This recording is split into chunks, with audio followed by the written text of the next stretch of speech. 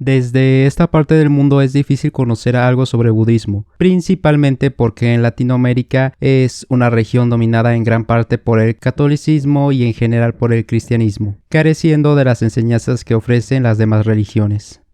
En este video me gustaría reseñar una obra titulada Dejando atrás el sufrimiento del autor Miguel A. Romo.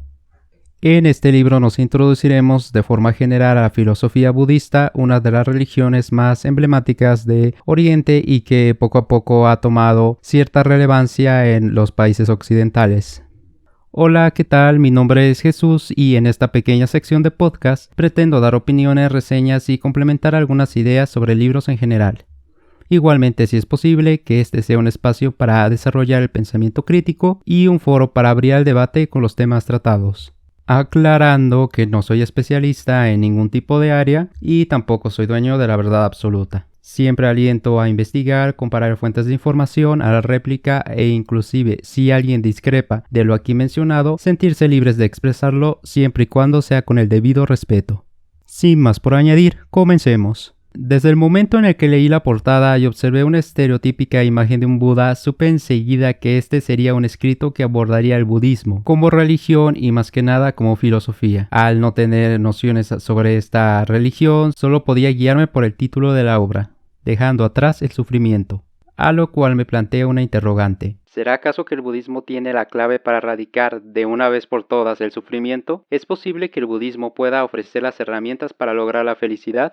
Cuando pensamos en religiones, normalmente lo asociamos con cultos, adoración a deidades, una cosmovisión del universo donde hay un ser creador, todo esto acompañado de una serie de leyes dictadas por escritos sagrados y un conjunto de historias fantásticas a modo de fábulas. Pero contrario al estereotipo, este libro no menciona nada de eso. Si bien ofrece un enfoque religioso, no obstante, no pretende exponer deidades ni líderes religiosos, tampoco pierde su tiempo tratando de convertirte al budismo. Por el contrario, el autor solo se limita a comunicar: ¿quieres dejar de sufrir? Te voy a enseñar cómo lo hacemos nosotros los budistas. A continuación me gustaría mencionar algunos puntos claves sobre la lectura, aclarando que yo estoy parafraseando gran parte de lo expuesto en el libro e invitándolos a leer la fuente original. En igual circunstancia, me gustaría informar que los puntos mencionados están ordenados por relevancia, según mi criterio, y no por orden de lectura. Para el primer punto de la lectura me gustaría hacer mención de la renuncia, puesto que en el budismo en general y haciendo un énfasis especial en el libro, la renuncia al apego está dentro de las claves para abandonar el sufrimiento. Hago mención de la idea general del autor. Para que exista la felicidad plena es necesario acudir a la renuncia, y por renuncia se refiere al abandono del deseo y el apego, puesto que el apego es la causante del miedo, la ira y los pensamientos malsanos, haciendo especial aclaración que al satisfacer de forma inadecuada nuestros sentidos,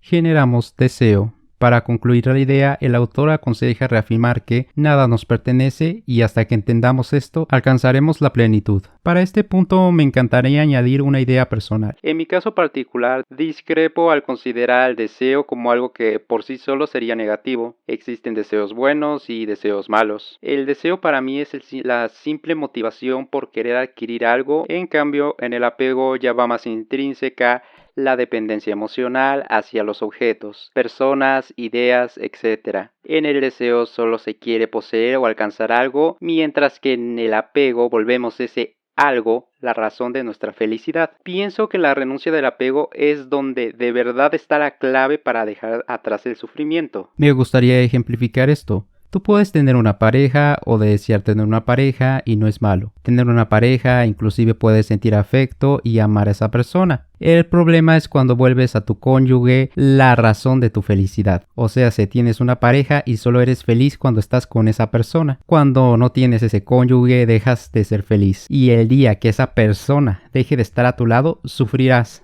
¿Por qué? Esa persona se habrá marchado con tu felicidad entre las manos. La felicidad es algo dentro de ti, debe ser incondicionada y no debe depender de lo exterior. En el segundo punto de la lectura se hace mención a la práctica de la meditación. Para este segundo punto de la lectura, el autor menciona sobre la importancia de mantener una mente enfocada, haciendo especial énfasis en que Normalmente somos infelices por estar persiguiendo realidades inexistentes o estamos demasiado preocupados por el futuro o atormentándonos por un pasado que ya fue. La meditación es propuesta como un método para enfocarse en el presente, dejando de lado la ansiedad que provoca pensar demasiado en el futuro y la depresión provocada por el exceso de pasado.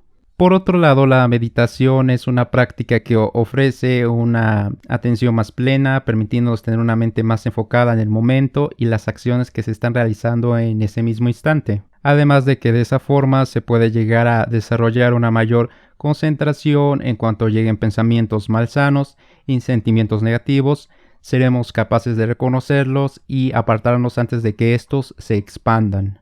Sin embargo, se hace una especial mención en que la meditación no soluciona el problema, solo apacigua los pensamientos aberrantes. La tercera idea hace mención a cómo erradicar los sentimientos negativos y los pensamientos malsanos. En este caso, el autor se enfoca más en la idea de que en cuanto se nos presentan situaciones complicadas, ya sea en un momento desafortunado o tratando con personas difíciles, hay una serie de acciones clave que se pueden seguir. La primera opción es la práctica del autoconocimiento. En esto se invita al usuario a cuestionarse por qué esa situación o persona le hace sentir mal, identificar sus sentimientos y contrarrestar nuestros sentimientos negativos con sentimientos positivos. Voy a ilustrarlo con un ejemplo. Me abandona mi pareja, me siento lleno de soledad por dicho abandono y elijo contrarrestar ese sentimiento de soledad con su sentimiento opuesto. En este caso, elijo sentir amor propio. La segunda opción es la práctica de la compasión, en el cual decido compadecer a la causa o al causante de mi desgracia. No se trata de sentir lástima ni justificar lo que sucedió, simplemente comprender por qué sucedió lo que sucedió. Retomando el ejemplo anterior, mi pareja me abandonó y yo decido compadecer a esa persona. Empiezo a pensar que la razón por la cual tomó la decisión de abandonarme no fue por maldad, sino porque esa persona tiene miedo e inseguridad y no sabe cómo acarrear con la responsabilidad de tener una relación de pareja. Probablemente es alguien que está sufriendo y no me queda otro remedio más que compadecer a esa pobre alma en desgracia. La tercera opción es la práctica del enfoque,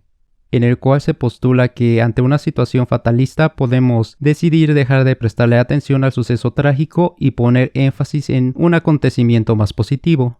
Retomando el caso anterior, mi pareja me abandonó y yo elijo dejar de sufrir por la partida de esa persona y pensar que esta es una gran oportunidad para conocer a otras personas e inclusive para practicar un nuevo hobby, aprovechando que sin esa pareja voy a tener más tiempo para mí mismo. El cuarto postulado hace un énfasis en el entendimiento correcto.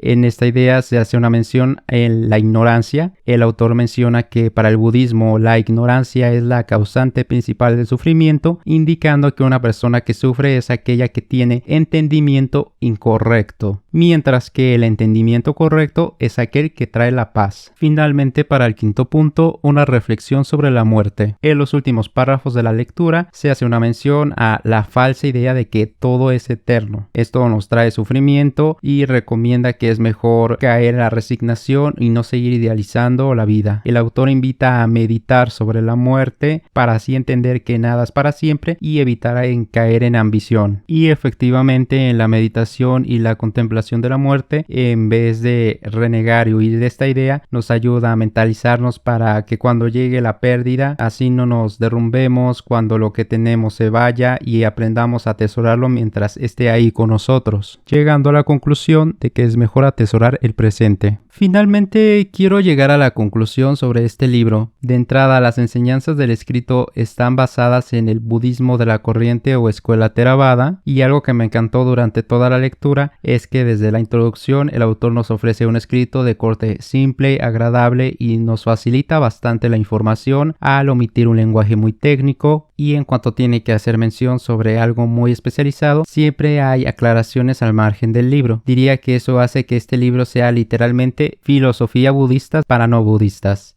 Y es que el escrito está hecho de tal forma que cualquier persona, aunque pertenezca a otra corriente religiosa o simplemente no profese ninguna, pueda entender fácilmente las enseñanzas presentadas. Además de que todo lo descrito en la obra son consejos prácticos para aplicar en la vida cotidiana sin la necesidad de iniciarse en algún culto ni nada por el estilo. Sin embargo, a partir del 50% del libro en adelante ya se empiezan a introducir los suttas, escritos de corte más religioso formal, y bueno, son ideales para quien guste introducirse un poco más en las prácticas budistas. El único pero que podría ponerle al libro es la constante repetición de ideas, siendo que el libro menciona constantemente la misma información una y otra vez, cayendo en muchas redundancias, pero fuera de eso es un excelente escrito, aunque yo sugeriría complementar este libro con las enseñanzas de la escuela del budismo Zen para un mayor entendimiento. Pero al final de cuentas recomiendo bastante esta lectura y me gustaría concluir con una frase dentro del libro que personalmente me marcó y me gustaría exponerla. La balsa fue hecha con el objetivo de cruzar el río, no para admirarla, lucirla ni apegarse a ella. Sin más por añadir, muchas gracias y nos vemos hasta la próxima reseña. Adiós.